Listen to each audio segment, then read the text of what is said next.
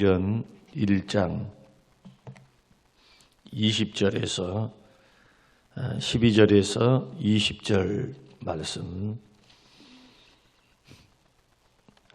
우리 같이 읽겠습니다. 제자들이 감람원이라는 산으로부터 예루살렘에 돌아오니 이 산은 예루살렘에서 가까워 안식일에 가기 알맞은 길이라.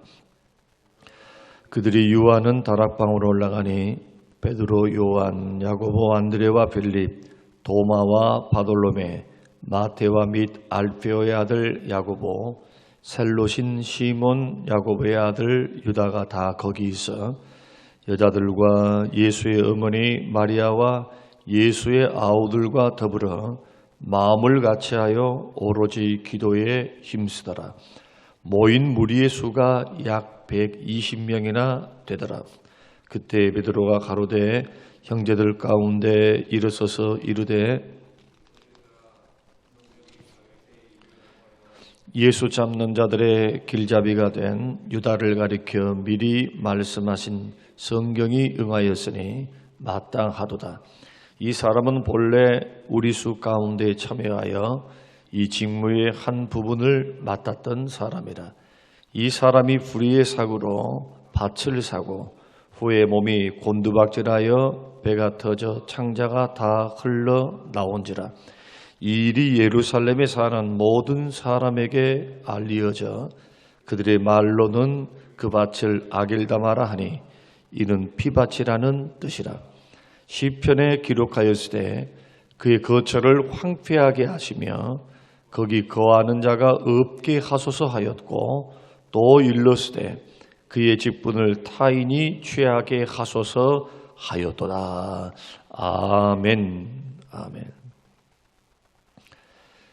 예수님의 승천을 목격했던 성도들이 제일 먼저 했던 것은 주님의 말씀대로 예루살렘을 떠나지 않고 흩어지지 않은 겁니다. 제자들이 예수님의 승천을 목격하고 난 후에 여러 가지를 할 수 있었습니다. 부활을 목격하고 난 후에는 그들이 고향으로 돌아갔습니다. 고향으로 돌아가서 다시 어부 생활을 했습니다. 12 제자들이 흩어졌습니다. 그러나 부활하신 주님을 만나 뵈었고 그들이 다시 갈릴리로 찾아오신 예수님을 만나고 난 후에는 그들이 예루살렘에 다시 모이게 됩니다. 예루살렘에 모여 있는 그들에게 예수님이 감람산에서 승천하시면서 부탁을 합니다. 내가 너에게 약속한 성령을 기다리라 그러신다. 그 말씀대로 제자들이 제일 먼저 했던 것 모여 있었습니다. 기독교는 모이는 종교입니다. 두세 사람이 모여서 예배하고 기도하고 교제합니다. 그러나 불교는 천상천하 유아 독존이라 해서 홀로 공부하고 홀로 도를 닦고 홀로 터득하는 종교가 바로 불교입니다.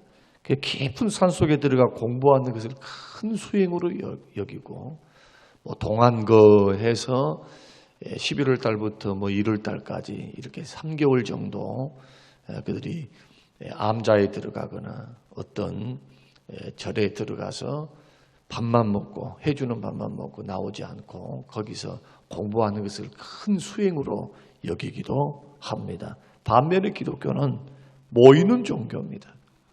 기다리는 종교입니다.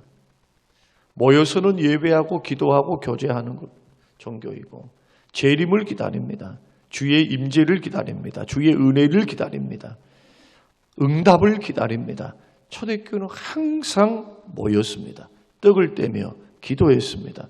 말씀을 강론하고 말씀을 들었습니다. 그러므로 교회는 흩어지면 안 돼요. 흩어지면 늘 모여야 돼요. 그래서 코로나는 이번 전 세계를 휩쓸었던 코로나는 기독교의 강한 적 가운데 하나입니다.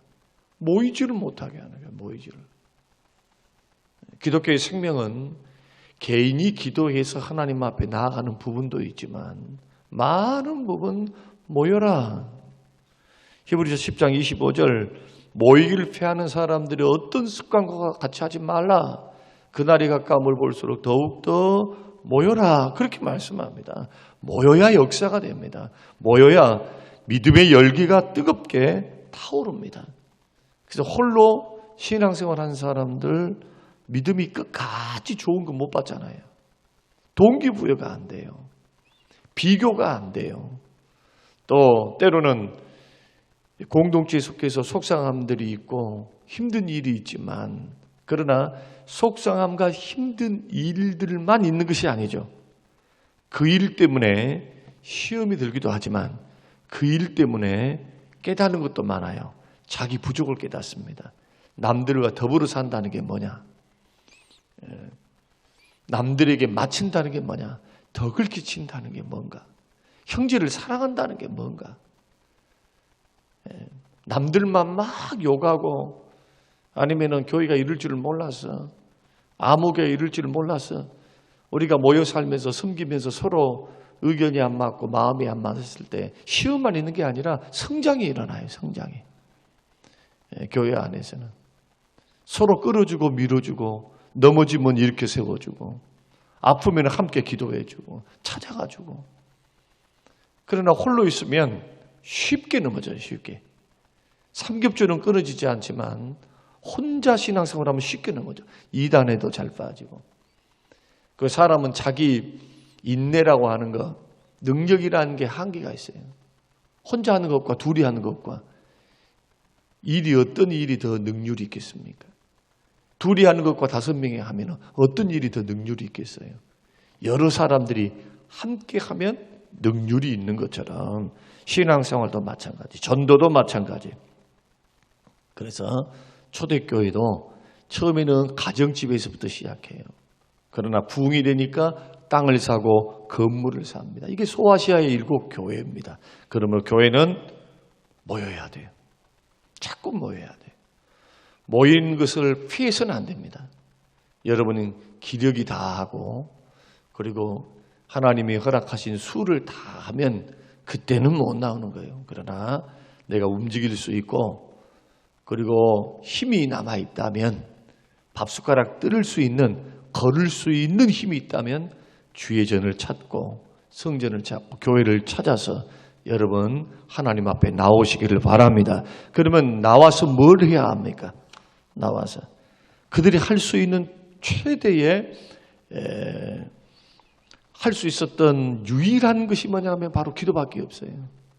제자들이 할 수 있었던 유일한 것. 그들이 승천하신 주님을 바라보고 주님이 말씀을 주셨는데 이제는 도와주시는 주님도 없지요. 그러죠? 자기들밖에 안 남았어요. 예수님이 부활 승천을 목격했지만은 아직도 제사장들과 서기관들과 바리새인들, 대제사장, 예수님을 잡아주겠던 그들, 그리고 제자들을 위협하는 그들, 그 위협이 그대로 남아 있었어요. 공포가 남아 있었습니다.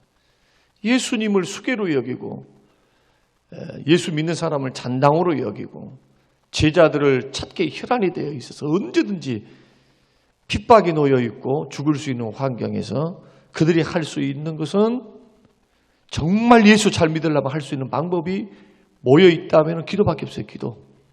아니면 도망가든지. 예수님 부활을 목격해서 도망가 버려요. 다 생업을 따라서 세상 따라서 나아갑니다. 그러나 이들이 진정으로 승천하신 주님을 바라보고 내가 진지하게 한번 예수 믿어봐야 되겠다. 내가 진지하게 한번 신앙생활을 해봐야 되겠다. 이런 결단을 그들이 내렸다면 할 수 있는 유일한 방법이 뭐냐? 모이면은 기도하는 거예요. 기도. 그들은 기도를 시작하는 겁니다. 120명이 모여서 14절 말씀은 마음을 같이하여 오로지 기도에 힘쓰니라. 기도밖에 없어요. 할 수 있는 일이. 그래서 연약한 사람들이 모여 있는 곳이 교회입니다. 교회가 뭐 강한 사람들이 모여 있는 게 아니고 연약한 사람. 죄인을 부르러 오셨으니까 주님이 주로 어떤 사람을 불러 모으시겠어요? 죄인들. 택한 백성들이니까 우리는 다 택한 백성들을 우리가 알 수는 없지만, 그러나 대부분 초대교회를 보게 되면 가난하고 병들고 세리, 창녀, 죄인들, 수많은 죄인들이 예수 앞으로 돌아왔어요. 그 많은 연약한, 성격적으로 이상하고 사회적으로 이상하고 이런 허물 많고 흠 많은 사람들이 모여 있다면 교회에서 가장 많이 해야 될 게 뭘까요? 교회에서 물론 예배도 하고 봉사도 해야죠. 그러나 기도보다 성령보다 앞서면 안 됩니다.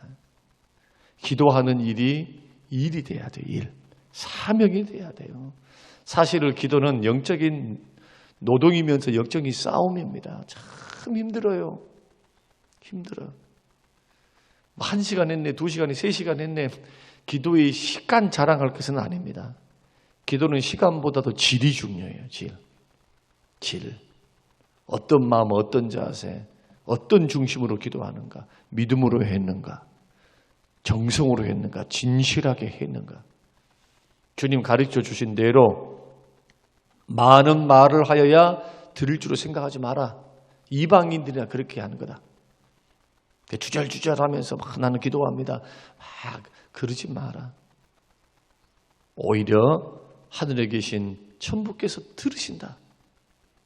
어떻게 하라는 겁니까? 골방에 살아 사람 의식하지 말고 하나님 의식하면서 기도하라는 거예요.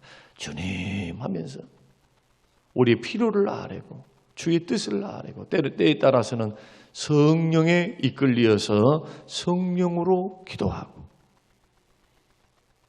그래서 우리는 내가 할 수 있는 일이 전혀 없을 때, 이 세상에 홀로 남겨져 있는 것 같을 때, 앞이 캄캄할 때, 사명으로 내 인생이 막혀 있을 때 우리에게 남은 길이 하나 있어요. 이 길이 바로 기도의 길이다.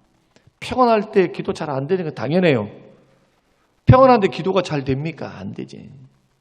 평안할 때는 평안하게 기도하는 겁니다. 깨어있다 해가지고 날마다 부르짖고 막 기도하고 그럴 수는 없어요. 평안할 땐 평안하게 기도하면 돼요. 묵상으로 하든 정기적으로 기도의 시간을 정해서 새벽 기도와 같이 이런 시간을 정해서 기도하든지 수시로 기도하든지 가정 예배를 드리든지 경건의 훈련이 필요합니다. 그러나 고난이 찾아왔을 때, 내 인생의 시험이 찾아왔을 때, 닥쳤을 때 기도회에 헤쳐나갈 수 있는 길이 없어요. 우리 마음이 답답할 때, 인생의 길이 험난하다고 느낄 때, 되는 일 하나도 없을 때, 몸과 마음이 지쳐있을 때, 이때가 뭐 할 때냐? 바로 기도할 때입니다. 기도할 때. 중요한 것은 뭐냐? 500여 형제들이 예수님이 부활의 증인이었습니다. 500여 형제들이. 남는 사람은 120명이었습니다. 500명과 120명. 약 5분의 1 아닙니까? 5분의 1. 자, 중요한 것은 뭐냐? 숫자가 많았냐? 숫자가 적었냐? 그것이 아니라는 거예요.